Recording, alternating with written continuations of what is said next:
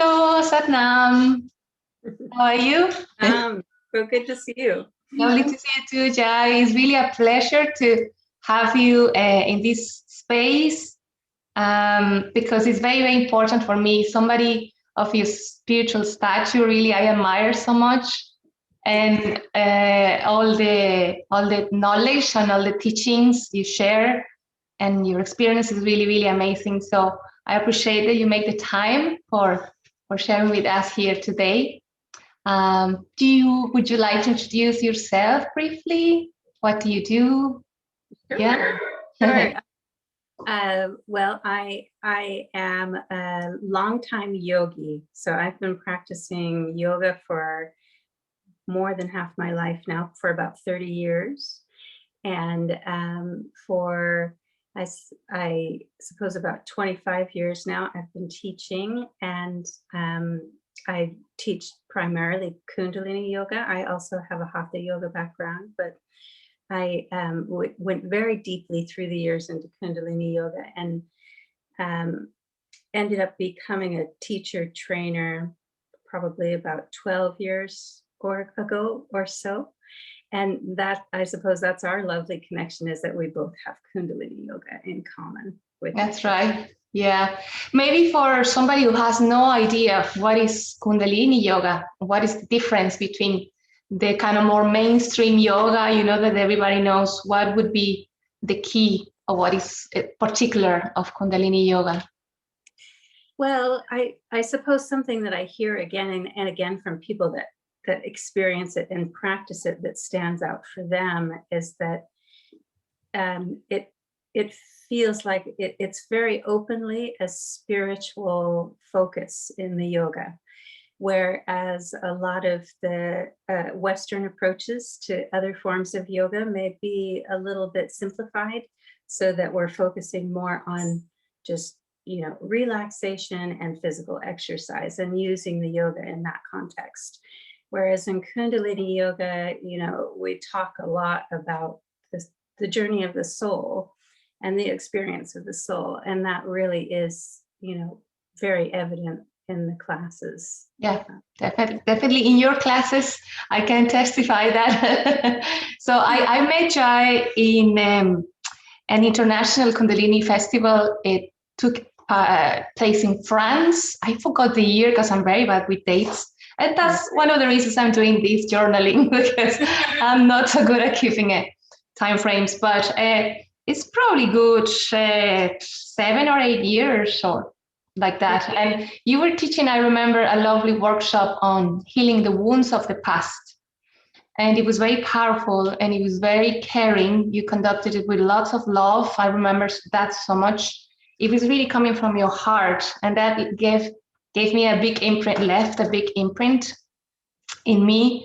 And then I remember I saw your bio, and then I realized that you were located in Ireland. And I was like, how lucky, because I'm living here for a good 13 years. And so, yeah, it was good to sort of start this kind of connection with your events. You organize concerts that we bumped into each other. And it was always very nice to connect with you, the way you just embrace with your side, when you're very present. You're really, really caring person. And then luckily also had an opportunity to attend some of your classes, and the intimate classes in your place, even, in your own home.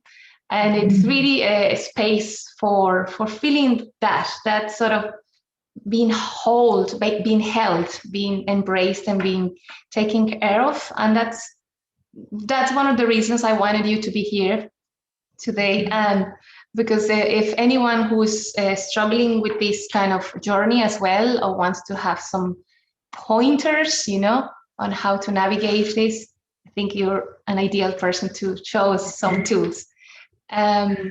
So maybe before we start with more kind of in-depth, just wanted to catch up with what I left last time, because it was the first entry. We kind of, with my friend, we just talked through everything that happened since I was diagnosed with breast cancer.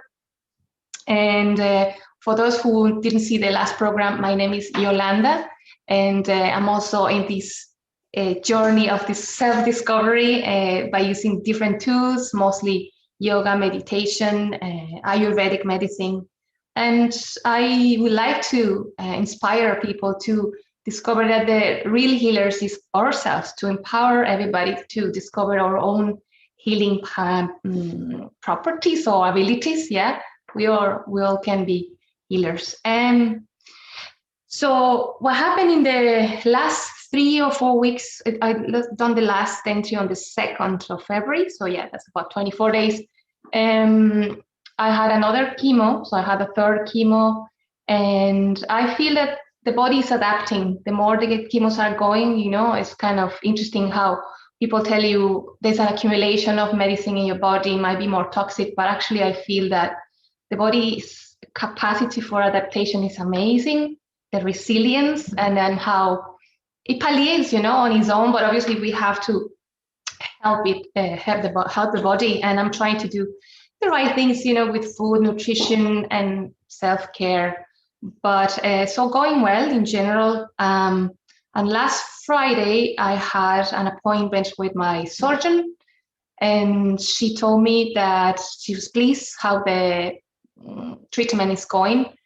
But I was thinking maybe I can escape the surgery, you know. I thought, okay, if there is no lungs, maybe I don't have to do any mastectomy. And she said, unfortunately, once we have cancer cells and they were in different points, we do have to remove the breast tissue. And it's possible because of the proximity of the lungs that were really close to my nipple, that maybe they also have to spare the nipple. So those are always shocking things, you know. You're talking about, I say to her, this is really mutilation, you know. I like to find a way of not having to do this. Is there any studies or tests that we can do to make sure that this is not necessary, you know, or that that's necessary? So you always leave the consultation with the surgeons kind of with a feeling that you're bargaining your body, isn't it, a bit? And so that was how I left there. There are still a lot of considerations. It's ultimately my decision, of course. So yeah, we have a few months to decide, but that's pretty much where I'm standing on today. And also another reason that I wanted to talk to you, Jai, is because you went through something similar. You were also diagnosed in the past with breast cancer. So if you would like to tell us a little bit about how was that journey for you? Yeah. Well, I suppose even before my own diagnosis, breast cancer was part of my life because my mother had breast cancer, and she had breast cancer twice, with about a 15-year lapse in between the cancers. So she ended up having 2 mastectomies. And it's in my family history. So also on my maternal side, I have a grandmother and an auntie that have had, fairly progressive stages of breast cancer and ended up having mastectomies. So my mom, after her first breast cancer, one of the things that she really said to me is, pay attention, make sure that you let your GP know what your family history is, and that you're going in really regularly for checks. And what that meant in Ireland is I ended up in what they call a high risk family clinic for breast cancer. And after an initial assessment, they decided that I should be seen every 6 months for regular examinations. And so my breast cancer was actually diagnosed very early because I was going in so regularly for checks. So did you have to have mammograms every 6 months? No, or just ultrasounds? I would have a mammogram and then why am I forgetting? And then an MRI. Oh, okay, so full MRI. I would alternate between mammogram and MRI. And at the same time, being somebody who's has a very natural approach, even the idea of having this regular exposure, radiations, yes, was something that I was a little uncomfortable with. But it was one of those things that I had to sit with and decide, is this the right approach for me? But it is a very individual approach. I think that's all that you can do, is really, make that decision not on the basis of what your doctors tell you to do, but also on the basis of what feels right for you. And so I ended up getting diagnosed, and I had a sense, before that diagnosis, that something was going on. And in fact, my exam 6 months prior to my diagnosis, the doctor flagged something and just said, we're going to keep an eye on this. It looks like there's some calcification happening there. Okay. Sorry for interruption, did you feel something as well in terms of your energy levels? Did you notice something? I really did. I felt that shifting. And for me, interesting because, and the time that I was diagnosed, I was 49. And, definitely in that menopausal stage or premenopausal stage of life. So a lot of what I was feeling energetically, I was also questioning, perhaps this is just the shift, that I'm experiencing because of the onset of Sure. But lo and behold, I did get a diagnosis and having surgery. I had 2 surgeries. Actually, had to go back in for a second surgery, and then a follow-up with radiotherapy. Okay, so you had lumpectomy, what is called lumpectomy. They remove just the kind of the lump or the tumor. Right, and then they're looking for clean margins, okay, all around the material that's been all of the tissue that's been removed. And in my case, the cancer cells that they found were very close to the surface of my skin. Okay. And there wasn't, a clean, they were very close on that side. So I had to go back for a second surgery. And they actually then removed a little bit of the skin to make sure that the cancer cells had not gotten into my skin. To skin, okay. Yeah, so that was, and that was okay. That was all clear. So it wasn't fun to have to go back to it for a second surgery. Of course. I mean, what was the period of time between the two, did you say? I suppose there was a window of about 6 weeks. Oh, okay. They were quite close to one to the other. And I ended up pushing back the initial return date for the surgery a little bit, just because I felt like I needed to go to do something to make myself well. I ended up going to the yoga festival. Did you go to the yoga festival in between? Wow.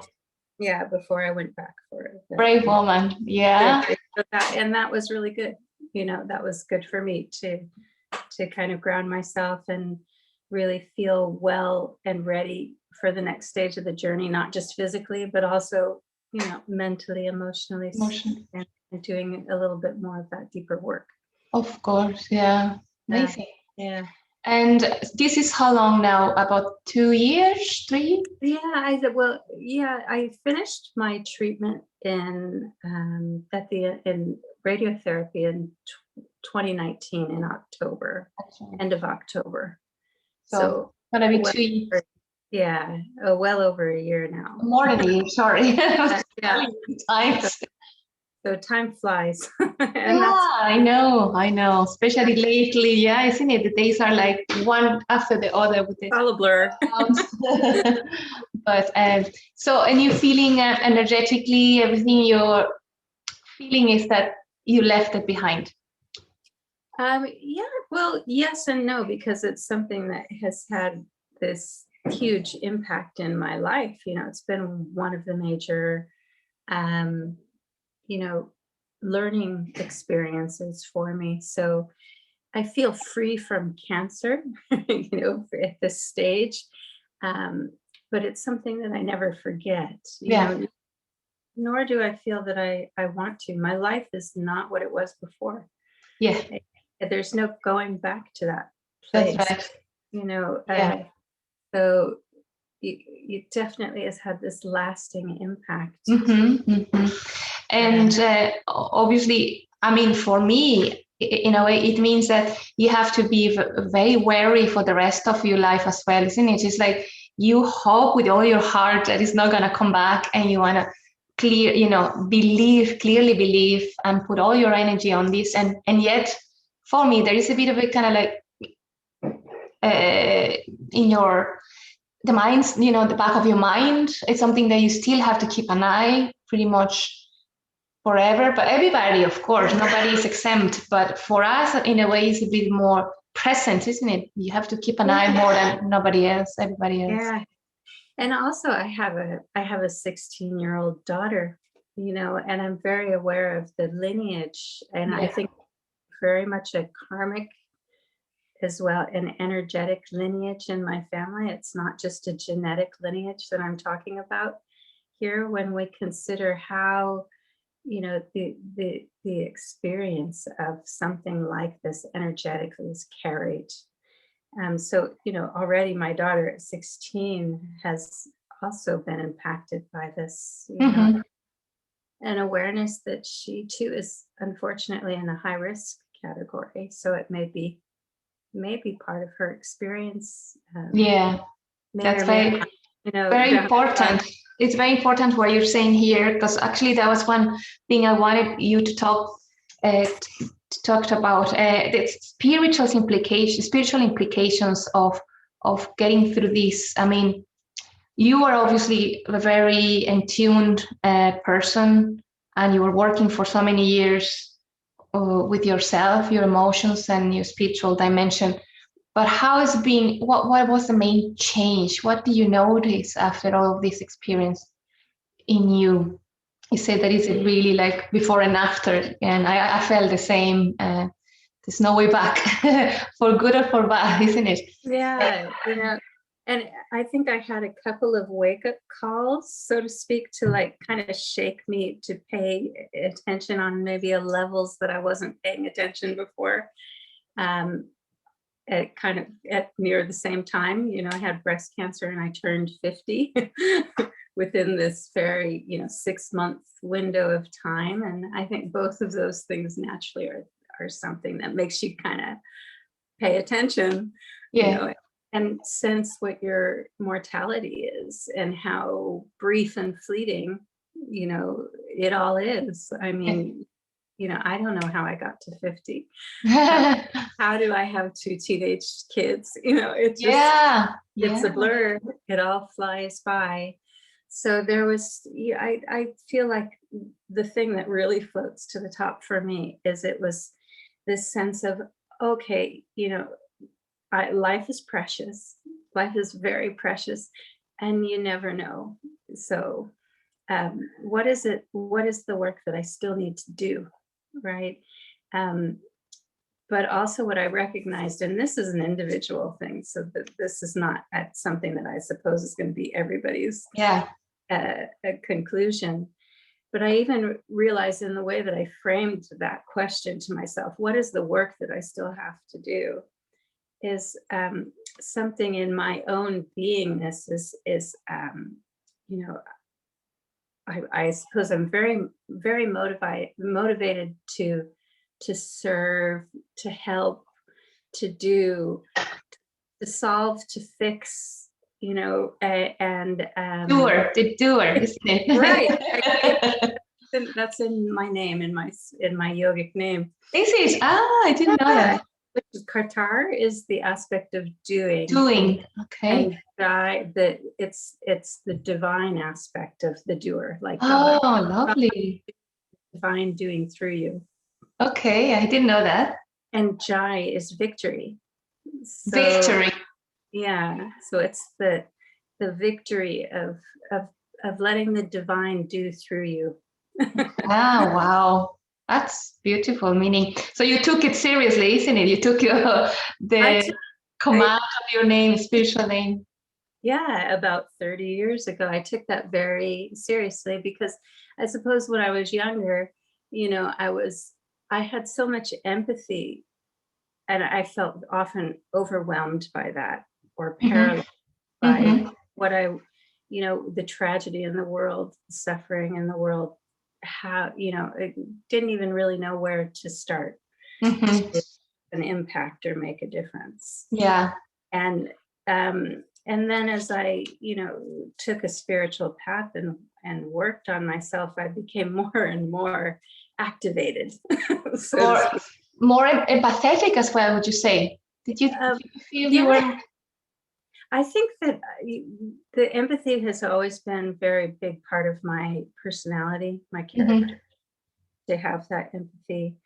Um, but what ended up slowly happening through time and the busyness of life, is and the career path that I chose as a teacher and a trainer, was that I was really facilitating other people on their journey, always motivated to help, and there was always something or someone to help or something to do.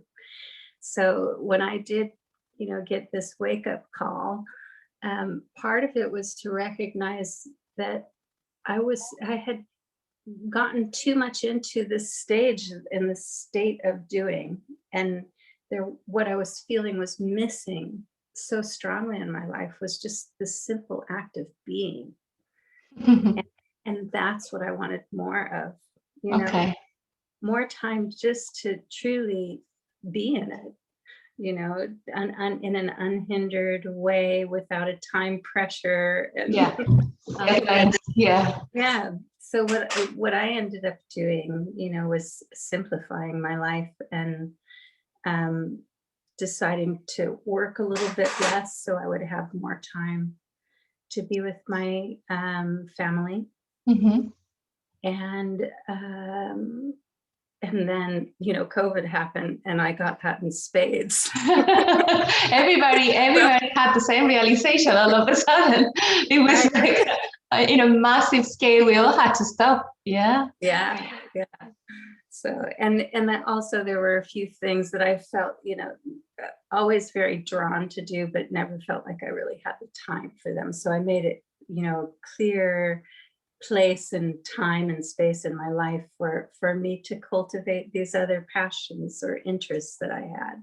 Painting and writing, all those things. Yeah. So You're I was an like, amazing painter. I never see you're beautiful. You showed me last time this portrait, portrait. oh, Amazing, beautiful, good, oh, good. yeah, Yeah, thank you. that's yeah. Um, Because I also remember, in one of the festivals I've seen you in action. It was in Monalty, I think. Your best friend or one of your best friends, because I'm sure you have loads, but this lovely lady introduced you uh, in such a way that it really left an imprint. She said that when she met you, you were carrying your baby. I think it was your daughter, your eldest kid, and you were breastfeeding, stirring a big pot of some sort of kitchen or something for everybody in the festival, and leading the festival, teaching some workshops, and she just went like, this woman is like a superwoman. She's a goddess, she's doing it all. And I felt that it was a beautiful way of depicting you, because what you just say, you that was kind of like your life, wasn't it? You wanted to do it all, being a mother, being a wife, being the teacher, the organizer of events and festivals, and it's like taking a lot on your shoulders, isn't it? And yeah, obviously you have the capacity and the love and the wish to do it, which bless you, right? But we all benefit from it. But at the same time, maybe there were moments in which where do you live yourself, isn't it? What was the room for yourself, for your own needs? yeah, yeah. And that's it. I think that there's just a certain velocity that I was moving through life that wasn't really sustainable. Yeah. This was a good, strong message for me to pay attention and to have to slow down and really stop and focus on myself, because as a woman, Mm-hmm. and as the spiritual being that I am in this incarnation as well, I tend to focus a lot on other people, and the wellness of other people. And it's a slippery slope, though, because sometimes we can do that in order to avoid doing our own work. I'm too busy helping other people in order to feel what perhaps I need to feel for myself, to face my own shadows, right? And do that harder, deeper work. And unfortunately, a lot of people who are healers or carers, maybe subconsciously on some level, maybe caring also to prove to themselves that they're actually worthy, So it doesn't mean that I can't do what I did before, but I feel that in my journey, my consciousness needed to grow a little bit. So I was sure that what I was doing was coming from the right place, not from a need, within me that wasn't actually being fulfilled. So it kind of forced me, to look into the darkness a little bit and some of the blind spots that I had, very strongly ingrained in my psyche. Wow, that's amazing. It's very, very interesting. Yeah, because I've been thinking lots about that, and I think we talked partially last time we met about this too, how unfortunately is happening more and more often. A lot of even young women, sometimes without necessarily having any warnings like you did have, that there might be genetic or from their family members, but it's becoming sort of symptomatic. There's I would call it some sort of silent epidemic, because there are a lot of cases of breast cancer in the last years. People that I know, very close people, young. I'm just shocked. What's happening, and we both believe that this is not just random.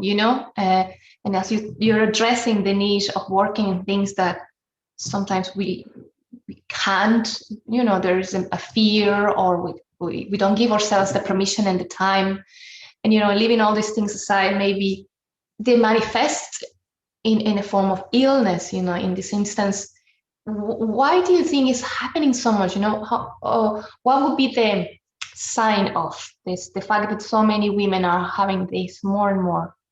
Yeah. What would be your reading? I mean, from your knowledge of energy, emotional work.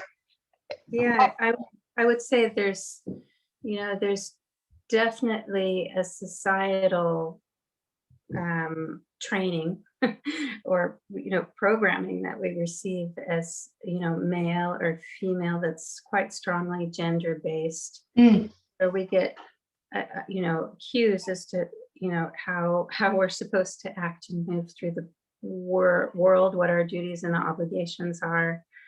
But I think also on a more subtle and energetic sense, that in the energy bodies, like we talk about in Kundalini yoga, when we talk about the arc line, this kind of halo energy that's part of the aura. We talk about women have the second arc line also that runs in front of the heart center from nipple to nipple.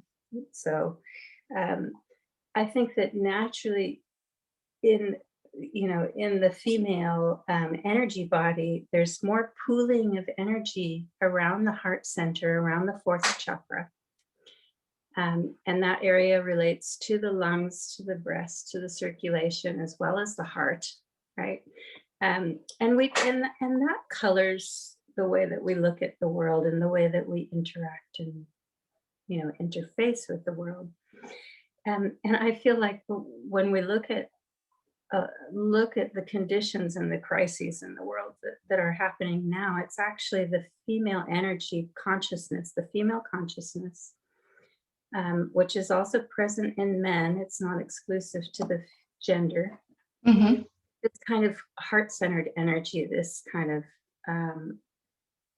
compassionate and understanding, empathetic energy is what we need to come back into a place of more balance. Like if we think even about the pandemic, right, that it's the caring nature, the ability to be empathetic, perhaps that's going to get us through this, right? So when we can think that maybe I'm going to stay home to help others also be safe, right? And we use that kind of consciousness. It's something that helps to fix the problem. But we're very used to leading with the male energy, and the more masculine aspect of our own being, and suppressing, some of that innate female consciousness. Mm-hmm. And I think that's part of, the problem that we're seeing in women in spiritual relationship to themselves. It's something that I see, yeah, that there's mm-hmm. kind of a devaluing almost of the space that we might hold. I see. So it has to do with we as women also embracing our own feminine and divine aspects, isn't it? It's like all these values that probably, because we've been on the doing as well all the time and producing and accomplishing and, going in this kind of endless race. Maybe we are neglecting ourselves as well in that regard, isn't it? Our own capacity to love and even to love ourselves in the first place. Yeah, and really to recognize that is where we need to start and continue to dip into, all through life. I think, we can do a lot of that hard work and learn how to perhaps love ourselves, but still have, old tendencies, and receive cues from the outside world that encourage us to act in a different way. So I think it's, a matter of striking that balance, between caring for others, caring for ourselves, caring for the world, being and doing. Yeah. And finding a little bit more of an equal relationship, with those masculine and feminine aspects within our own being.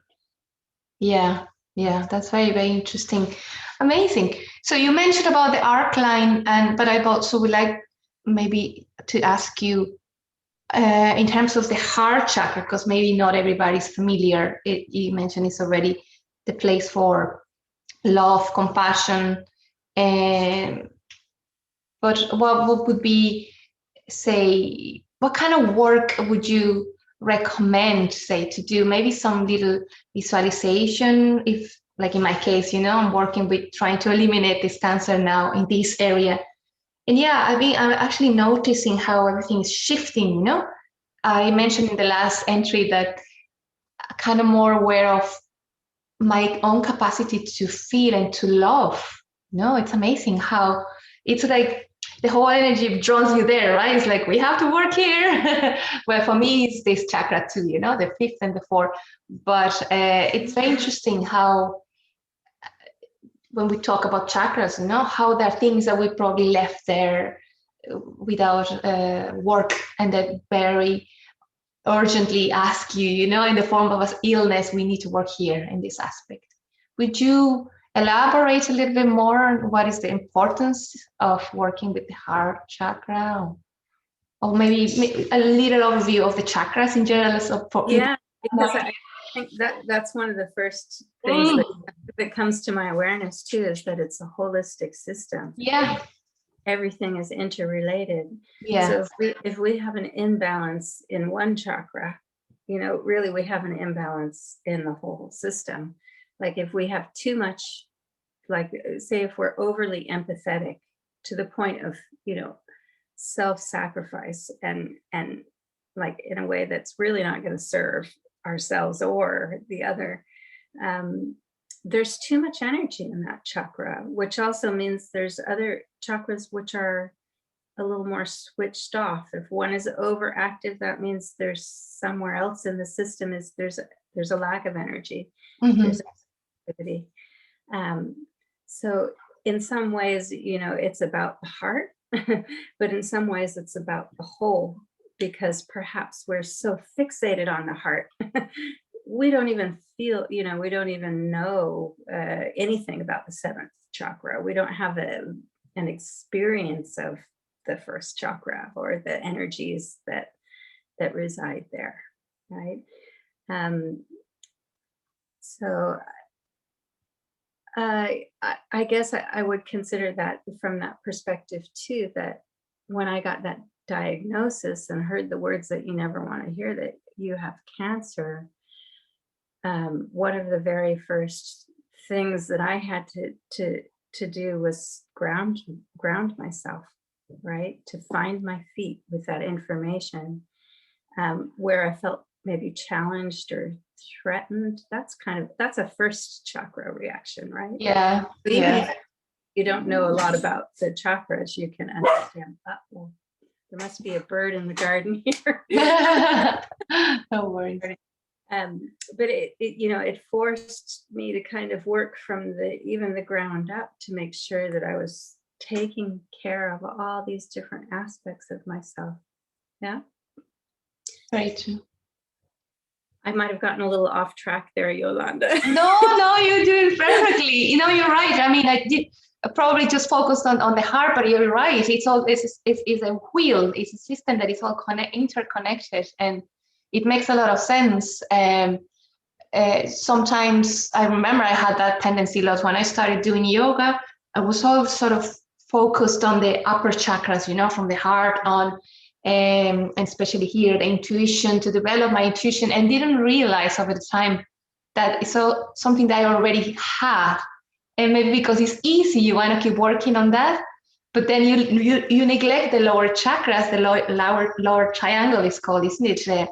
The survival, the belonging, the feeling grounded, as you say, and creativity, and the second chakra, etc.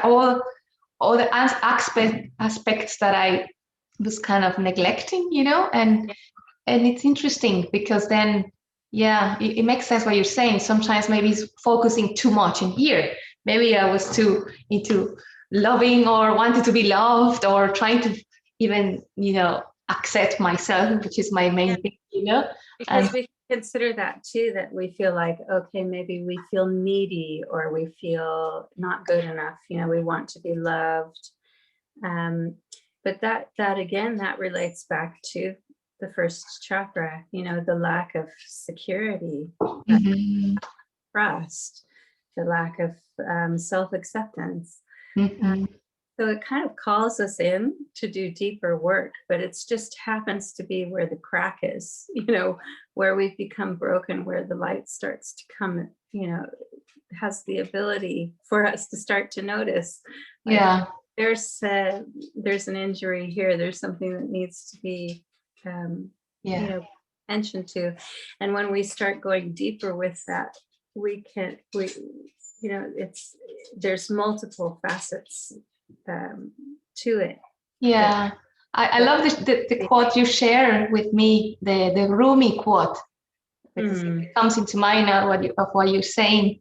The wound is the place where the light enters you. The wound is the place where the light enters you. I think it's beautiful. It's so really also telling us a different narrative altogether in relation to illness and wounds. Is part of our human experience. I mean, not that we have to assume that we're all going to get ill, of course, but it is part of the human experience to every now and again have a crack, and have a little fall on your health, no matter how much we try and take care of this, system. It's being human, and it's out of our control sometimes. It's part of it, and if we look at it in a more productive and luminous way, then it's no longer a drama, it's no longer a situation that it's, why it's happening, and then you just dwell on that. It can be turned, on your advantage to grow, to keep growing. I think that's it can, and it can be really hard to understand this when you're in the throes of fear and grief and pain, but it can also be an incredible gift, right? To have the obstacle, to have that physical challenge in your path. I mean, I think if you haven't been there, sometimes it's hard to understand that, where it might seem cliche when somebody tells you how they suddenly realize how very precious life is because they have a life-threatening illness. But really, I had this feeling after my diagnosis, and when I was moving through the surgeries and the treatments, I felt like, even though it was difficult, I felt almost like, in the movie The Wizard of Oz, where Dorothy lands in Over the Rainbow, and she opens the door to her house, and all of a sudden everything is in color. And before that, everything was in black and white. But that was my feeling, after that diagnosis. In a way, everything was in color. It was like I was appreciating life and the beauty of life at a level that I, even though I had meditative practices and yoga practices that I was doing all the time, maybe that I was just, not completely in that moment. See the full beauty of life around me and within me. Beautiful. Yeah, it's a gift, isn't it, to be able to see it in this way. What if somebody says, I can't see it like that? Obviously you've been working a lot, and before you were prepared, and like, obviously not comparing at all, but I also felt that I had the few resources, a few of the tools that will guide me through or keep me through this, no? But what about somebody who's feeling that, okay, I have never worked on myself, I've never done any work on my spiritual aspect, or, how would you give a little talking and advice, what somebody like that can start, where, sorry. Yeah, I think, it can be really overwhelming too, because we don't want to feel guilty for not being happy that we have a diagnosis, right?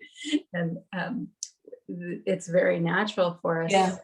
I'm not saying that it was easy and everything was beautiful and over the rainbow for me when I had that diagnosis either. There was just a sense of preciousness. But what I recognize is it was the level of gratitude. There's an incredible healing power within being in a place of gratitude. And that is also where a device that we can use in order to move us from a place of, overwhelm and negativity into a place where we create some space to cultivate a way forward to become more positive, right? So if we kind of want to balance the negative thoughts with something positive, so we're not overwhelmed by the negative thoughts, and where we put we have to retrain ourselves somehow to put our energy and use our energy well, and put it in a place, in a framework that's actually going to serve us. Yeah. What I would say is that if you don't really have, if you're not used to self-reflection or relationship with your soul, if you think in that context, or focusing on your own wellness and self-care, it's very simple. You need a very basic framework. We need a certain kind of discipline, a little bit of structure to help us learn how to do that. So we need some tools to teach us how to do that. It's like very simple techniques, that you can do even when you're recovering, from serious surgery.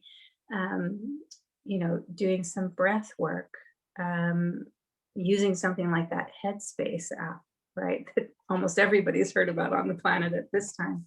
Yeah. We have really basic, simple guided meditations that will help, to cultivate the expansion of your own awareness, and perhaps allow you to acquire some new skills and like really oxygenate your body so that your body is in the optimum circumstance to regenerate and create some new healthy cells and heal. That's right. We have to do a little bit of, maybe we never really thought about our diet before, and suddenly we're thinking, food is medicine, right? How can I make myself feel better? And you start putting a couple of recipes into your diet menu. Yeah.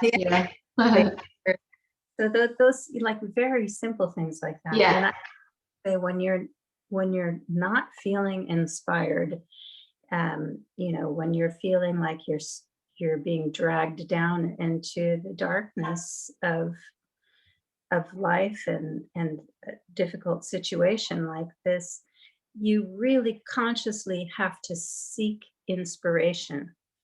In those moments, you have to recognize I'm in a downward spiral. I don't want to keep sinking down lower into this. Like, what is it that lifts you up? Think of a person who, I remember getting onto YouTube and listening to Martin Luther King, because always loved to hear Martin Luther King speak. Right, yeah. But whatever it might be that, like, it touches you, it brings the light in, it lets the light come in through the crack, and touch you and heal you. That's, I feel it's such a vital thing. True. I know when I was in my recovery phase, my husband was like, if I wanted to watch a movie, I wanted to find a movie that was going to make me laugh, so we were like constantly on the lookout for good time. Not many, isn't it? It's not an easy one. I'm having the same problem. It's like we make torrents here at home. I told you mom is here, which is a blessing as well. She came all the way from Mexico to support us, my partner and myself during this. And it's great, we're in lockdown, but we have our little banter here, the three, or the four with the dog, the four of us. And it's nice, to have this family feeling around, the warmth of the dynamics in the family. But yeah, picking a movie, we make turns, and I always try to find fun comedies. I don't like silly sense of humor either. So you want something like smart comedies and inspiring stories. There's not so many. It's all about drama and horror and stuff. But we have to consider, like, what are we feeding ourselves, right? On all the different levels. What is the environment that we place ourselves in? Is it a healing environment? Is it a nurturing environment? How can we create that? And there's so many different ways, from down to the people that we surround ourselves with or we talk to on a regular basis.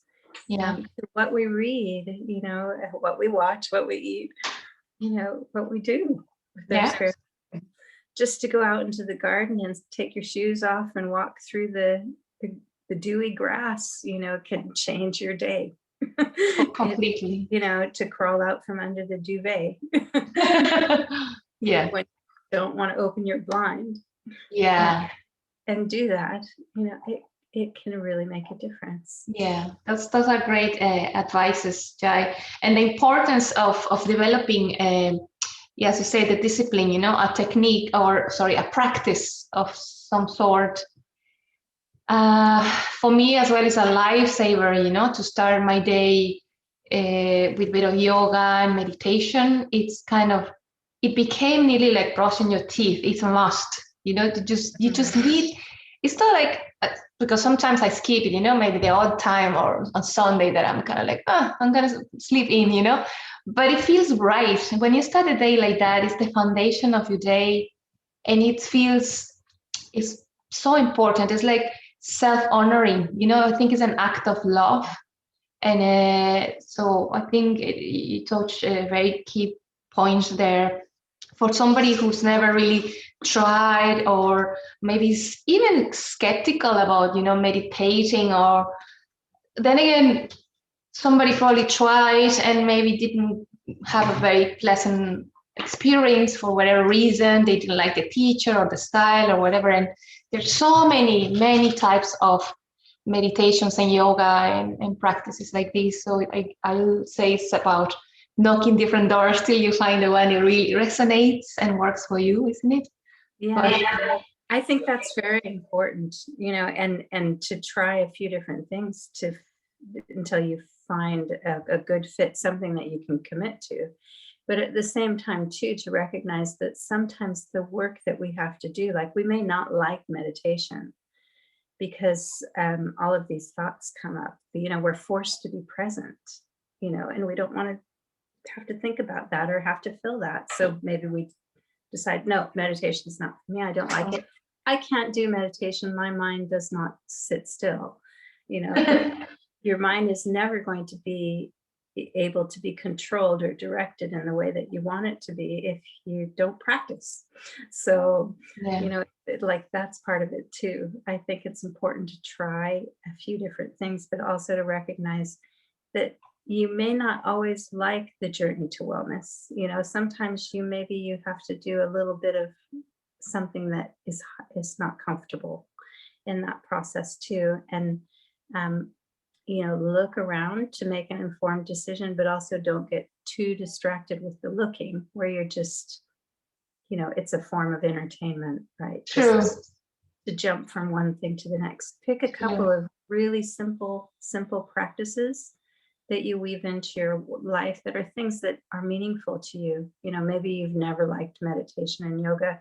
You have no desire to do that, but you've always liked writing.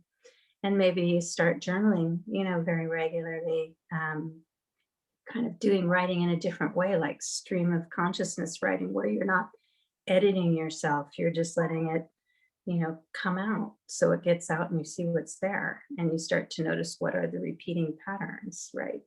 What is it that I might work on? You know, whatever that is, you know, if you go into the garden and do some gardening and that eases your anxiety, you know, it's like spiritual practices don't just happen in one way. They're woven into our whole life, you know, and the kind of consciousness, I suppose, that we bring to those things that we do. So yeah, I think it becomes a question of teaching. How do we remind ourselves to be mindful? That's right. How do we teach ourselves to be present even when we don't really want to be present? And that's one of the things that Cancer Journey really forces you to do, doesn't it? Yeah, definitely. Big time. It is. Yeah. Wow. You're the one that's going through it. Nobody else is going to be able to go through it for you. So. Yeah. You do have to that conclusion at some point, isn't it? The day I was starting my chemo, I had that realization all of a sudden. My brother, mom, and my partner were there at the hospital with me. And then there was a moment that I just thought, okay, I'm going to these doors and I'll disappear there on my own, you know, and they're going to put this thing on my vein and the medicine is going to go through my veins. And I just realized, you know, it's a very lonely journey, and yet, of course, it's so important to have people around and the support.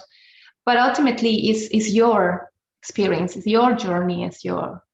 Oh, you know, Yolanda, you just hit on something that really resonates for me. I had that same realization, and that realization too that, you know, there's only one person here going through this, you know, one being going through this. It's me.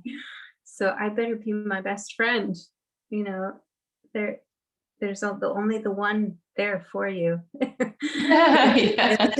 So it becomes that journey, of befriending yourself and cultivating that friendship and letting it deepen. Yeah. And then you don't no longer feel lonely. Mm-hmm. Then it's like you feel so loved and held. Held. I always find this verb to fight to properly say. Anyway, that has been amazing, Jai. Really, really beautiful insights. And time flew. I can't believe it's an hour already. Yeah. But it was really beautiful light you just share with your words, and really appreciate your time and your sharing something so personal as you did. And I'm sure so many people are going to benefit from your words here. I hope so, and I just think it's a wonderful thing that you're doing, and I love you. Thank you. I love that light that flows out of you. And thank you. It's beautiful that it touches so many others. Thank you. Thank you so much. I really appreciate. Have a beautiful rest of a spring day in Ireland. Finally, the flowers are blooming, and it feels in the air, isn't it? It's amazing. Yeah, finally have sunny days in Ireland. It's a glory, I have to say. That's one of my favorite periods of being here. So let's enjoy the rest of the day. Thank you so much. Satnam. Satnam, love. Thank you. Bye.